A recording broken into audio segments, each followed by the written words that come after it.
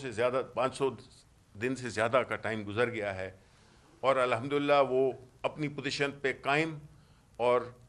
بڑی استقامت کے ساتھ کھڑے ہیں۔ ہم کامیابی اور ناکامی اس کی ذمہ دار کون ہوگی؟ وہ یہ جو ایک حکومت برائے نام حکومت ہے جس نے کہ ایک ایسا سیاسی عدم استحکام ملک میں لائے ہیں جس سے کہ نہ صرف ہماری اکانومی، ہماری معیشت تباہ ہوئی ہے، ہو رہی ہے، لوگ بے روزگار ہو رہے ہیں، لوگ ملک سے جا رہے ہیں، اور یہ تاثر دینے کی کوشش کی جا رہی ہے کہ سب کچھ اچھا ہو گیا ہے۔ مہنگائی سے آج بھی پاکستان کے عوام سخت تنگ ہیں، ان کی زندگی ناممکن ہو گئی ہے، مہنگائی نے ان کی کمر توڑ دی ہے اور ان کو آگے کوئی مستقبل بھی اچھا نظر نہیں آ رہا، جبکہ یہ حکومت جو کہ بنیادی طور پر IMF کی ڈکٹیشنز پہ چل رہی ہے، اس کو پاکستان کی عوام کی کوئی فکر نہیں۔ اپنی نالائکیاں جو کہ پچھلے 40 سال سے جس نہج پہ اس ملک کو پہنچایا ہے، اس کو یہ لوگ ایک ایسے بے درد طریقے سے عوام پہ مظالم ڈھا رہے ہیں کہ جس کا کہ کوئی ماضی میں مثال نہیں ملتی۔ سیاسی استحکام لانا ہے، وہ بھی ان پہ فرض ہے، کیونکہ سیاسی استحکام سے معاشی استحکام جڑا ہوا ہے، سماجی استحکام جڑا ہوا ہے۔ لوگ اس وقت بڑے مضطرب ہیں، لوگ ایک غیر یقینی صورتحال سے دوچار ہیں، اور جو ہمارے اندر ملک میں جو کیفیت ہے اور جو ہمارے باہر کے ملکوں کے ساتھ جو ہم نے سینگ اڑائے ہوئے ہیں، جس میں کہ ایک افغانستان ہے، اس پہ جو ہے تو تفصیل سے بات کریں گے عمر ایوب صاحب۔ بہت بہت شکریہ۔ بسم اللہ الرحمن الرحیم۔ بہت شکریہ جی۔ Leader of the opposition Senate میں جناب شبلی فراز صاحب میری بائیں طرف بیٹھے ہیں، فارمر اسپیکر جناب اور ممبر نیشنل اسمبلی اسد کیسر صاحب ان کے ساتھ بیٹھے ہوئے ہیں، ماناز قانون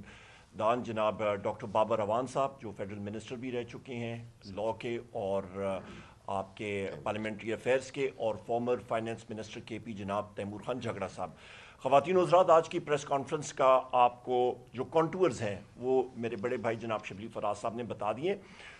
بنیادی طور پہ میں اپنی فوکس ڈسکشن رکھوں گا، اور آج اکانومی کے اوپر اس طرح کی زیادہ لمبی چوڑی ڈسکشن نہیں ہوگی، باقی حقائق جو اس وقت پولیٹیکل چیزیں چل رہی ہیں اس پہ ہوگی، معیشت پہ اور باقی چیزوں پہ ہم لوگ کسی اور ٹائم پہ کریں گے۔ بالخصوص میں نے کل شام کو ٹویٹ بھی کیا تھا DGISPR کی پریس کانفرنس پہ۔ سب سے پہلے خواتین و حضرات، پاکستان کے جو ہمارے غیور لوگ ہیں ان کو میں بتانا چاہتا ہوں کہ یہ اس وقت پاکستان ٹائمز کا درینہ دور نہیں رہا، جس وقت ایک اخبار میں حکومت کا جو ورژن ہوتا تھا وہ چھپ جاتا تھا اور ساری دنیا اس کو سچ سمجھتی تھی۔ اس وقت انٹرنیٹ کا دور ہے، جس طرح بھی پاکستان میں رنگ کے انہوں نے انٹرنیٹ کو تھروٹل کیا ہوا ہے، سلو کیا ہوا ہے، پر پھر بھی انفارمیشن جو ہے وہ پہنچ جاتی ہے، لوگ نوجوان نسل ہیں وہ ایک دم اس چیز کو پک کر لیتے ہیں۔ سب سے پہلی چیز آپ کو میں دکھانا چاہتا ہوں فیکٹس پہ کہ آپ کے پاس نمبر 1 یہ 8 تاریخ کی 8 نومبر 2021 پہ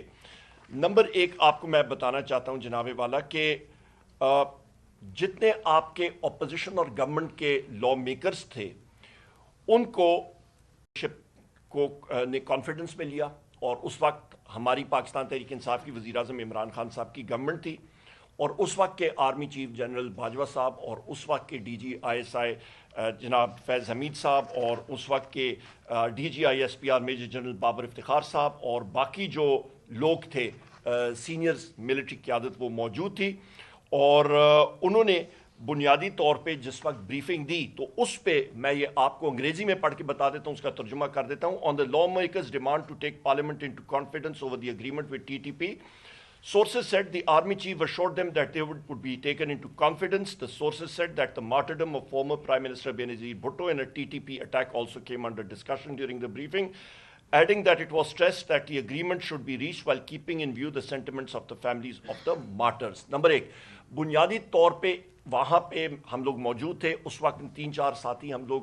اس وقت اسد کیسر صاحب بھی ایز اسپیکر اس national committee of the national security committee of the national assembly کی صدارت کر رہے تھے، اور اس وقت جنرل باجوہ نے یہ اس وقت کے آرمی چیف اور ان لوگوں نے اور پی ڈی ایم گورنمنٹ نے یہ کہا کہ ہمارے مذاکرات چل رہے ہیں ٹی ٹی پی کے ساتھ، تو پھر بات کہاں پہ گئی؟ دیکھیں میں پھر بات کرتا ہوں، یہ انٹرنیٹ کا دور ہے، یہ کوئی یہ اس کا پاکستان ٹائمز کا دور نہیں رہا۔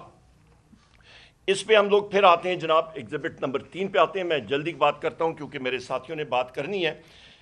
اس پہ وزیر اعظم عمران خان صاحب جس وقت وہ وزیر اعظم تھے، تو یہ 8 نومبر کی جو آپ کی جو نیشنل سیکیورٹی کمیٹی کی بریفنگ تھی، اس سے ایک دن پہلے وزیر اعظم عمران خان صاحب نے اپنے ایڈریس پہ اپنی تقریر میں قومی اسمبلی میں بات کی تھی کہ پاکستان جو ہے وہ امریکہ کے ساتھ پارٹنر ہوگا پیس میں، یعنی کہ امن میں، نہ کہ کانفلکٹ میں، یعنی کہ نہ کہ جنگ میں نہیں ہوگا، پر وہاں پہ پیس یا امن لانے میں پاکستان ضرور جو ہے وہ کام کرے گا۔ اور اس کے ساتھ ساتھ پاکستان، انہوں نے یہ بھی یہاں پہ بات کی کہ یہ بریفنگ کے بعد یہ بات ہوئی ہے کہ پاکستان's efforts paved the way for dialogue between Afghan factions and warring groups، اور یہ بھی بات کی گئی اس بریفنگ میں کہ اسلام آباد it was also noted that due to Islamabad efforts meaningful talks have begun between the US and the Taliban، کہ پاکستان کی ایفرٹس کی وجہ سے طالبان اور امریکہ کے درمیان یہ ٹاکس شروع ہو چکی ہیں۔ اور اس وقت یہ بھی کہا گیا خواتین و حضرات کہ پاکستان's territory is not being used in the ongoing conflict in Afghanistan and we hope that Afghanistan land is not used against Pakistan، the DGISI had said during the session۔ اس وقت فیض حمید صاحب تھے DGISI، اور انہوں نے یہ کہا کہ پاکستان کی سرزمین جو ہے وہ افغانستان کے خلاف نہیں استعمال ہو رہی، اور نہ ہی اور ہم لوگ یہی توقع کرتے ہیں کہ افغانستان کی زمین جو ہے وہ پاکستان کے خلاف نہیں استعمال ہوگی۔ اس وقت امن تھا خواتین و حضرات، وجہ کہ انٹیلیجنس ایجنسیز اپنا وہ کام کر رہی تھیں جس کے لیے انٹیلیجنس ایجنسیز بنی ہیں، نہ کہ وہ لگی ہوئی تھی میڈیا کے خلاف، میڈیا کے آپ کے اینکرز کے خلاف، رپورٹرز کے خلاف، میڈیا ہاؤسز کے مالکان کے خلاف، اور آپ کے سیاسی جو ہم لوگ پی ٹی آئی کے لوگ ہیں یا سیاسی مخالفین کے خلاف۔ تو یہ وہ چیزیں تھیں جو آپ کے سامنے تھیں۔ اس وقت پاکستان جو ہے وہ ترقی کر رہا تھا، اور یہاں پہ میں یہ کہتا چلوں خواتین و حضرات کہ یہ حقائق جو ہیں، فیکٹس آر سیکرڈ، یہ حقائق آپ کے سامنے میں نے رکھ دی ہیں۔